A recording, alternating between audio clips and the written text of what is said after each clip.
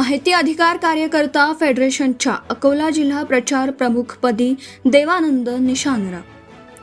माहिती अधिकार कार्यकर्ता फेडरेशनच्या अकोला जिल्हा प्रचार प्रमुखपदी देवानंद भीमराव निशानराव यांची नियुक्ती करण्यात आली आहे।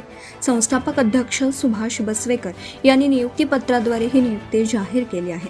नियुक्तीपत्रानुसार हे पद मानद स्वरूपाचे असून भारतीय संविधान, भारतीय कायदे तसेच फेडरेशनच्या आचारसंहितेचे काटेकोर पालन करण्याच्या सूचना देण्यात आल्या आहेत। माहिती अधिकार अधिनियम 2005 चा व्यापक जनहितासाठी प्रभावी वापर करणे, सर्वसामान्य नागरिकांमध्ये या कायद्याबाबत जनजागृती करणे आणि त्याचा प्रचार वाढवणं अशी महत्त्वाची जबाबदारी निशानराव यांच्यावर सोपवण्यात आली आहे।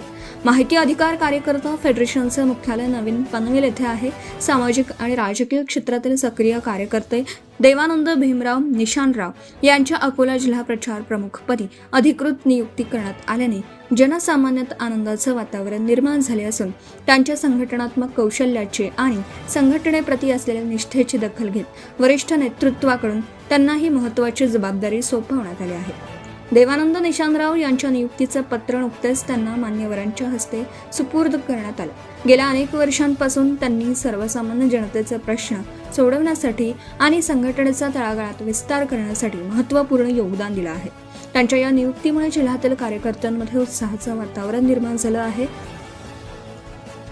वरिष्ठ नेतृत्वाने माझ्यावर जो विश्वास दाखवला आहे त्याला पूर्णपणे जगून आगामी काळात त्या जिल्हाभरात संघटनेची ध्येय धोरण आणि विचार सामान्यांपर्यंत पोहोचवण्यासाठी मी कटिबद्ध आहे।